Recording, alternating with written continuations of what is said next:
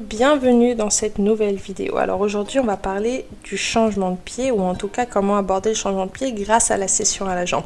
Donc ici on va faire des sessions à la jambe jusqu'à la ligne du quart, pas plus, il n'y a pas forcément intérêt. On va pouvoir même faire ligne de quart, puis après repartir encore en session jusqu'à la ligne de milieu.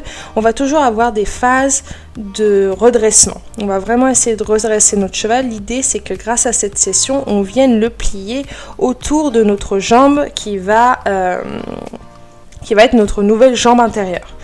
L'idée, c'est vraiment donc, venir plier notre cheval autour de cette jambe, venir changer, on va dire, son poids du corps et venir libérer le futur postérieur intérieur pour le changement de pied.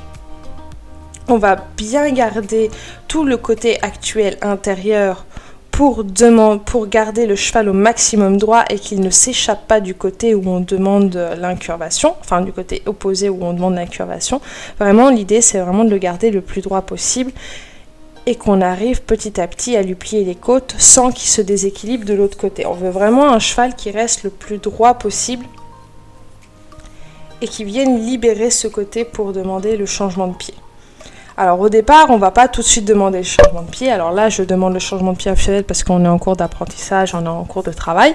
Mais avec un cheval qui n'a jamais fait le changement de pied, on va d'abord travailler cette demande de pli, cette rectitude. On ne va pas tout de suite demander de changer de pied.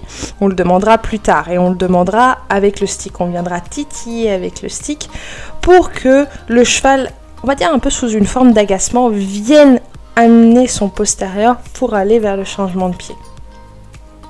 Bien sûr, si vous avez un cheval qui est très réceptif et qui comprend très rapidement, le changement de pied, ça sera qu'une petite étape, il y arrivera très facilement. Ici, on a une jument Fionnette qui a eu des difficultés à apprendre le changement de pied parce qu'elle est longue, parce qu'en plus elle a un grand galop, donc on a eu une phase vraiment de rassembler qui a dû être importante et lui demander vraiment de venir plus fort avec cette postérieure et d'être beaucoup plus tonique. Donc ça a été un apprentissage assez long. D'ailleurs, si vous regardez bien la vidéo, vous verrez que parfois les changements de pied passent en pied joint ou assez serré. C'est normal, c'est encore en cours d'apprentissage. Je préfère avoir ça plutôt qu'un changement de pied en 2 temps. Mais vraiment, l'idée, c'est que, vous voyez, bien la plier autour de ma jambe droite, bien la redresser tout en tenant bien du côté extérieur, donc côté gauche, pour la redresser pour pas qu'elle s'enfuit. C'est un exercice qui prend du temps à apprentissage. Bon, bien sûr, c'est en fonction de chaque cheval.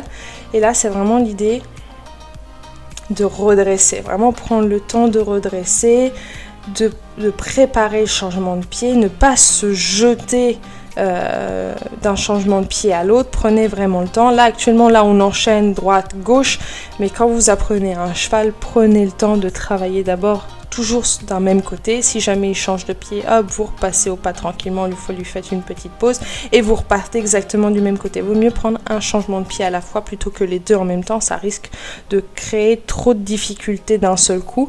On commence par un changement de pied, généralement du côté plus facile, et après, une fois que ça c'est bien acquis, on commence à enseigner de l'autre côté. Bien sûr, avant d'aborder le changement de pied, il faut que votre cheval sache un minimum rassembler, qu'il sache se tenir en équilibre, qu'il soit capable de faire du galop pas. D'ailleurs, je crois qu'on a une vidéo sur ma chaîne YouTube qui parle du galop pas, ainsi que les transitions basiques comme trot galop, galop trot. Il faut vraiment que les aides du départ au galop soient acquises et comprises avant de pouvoir aborder le changement de pied.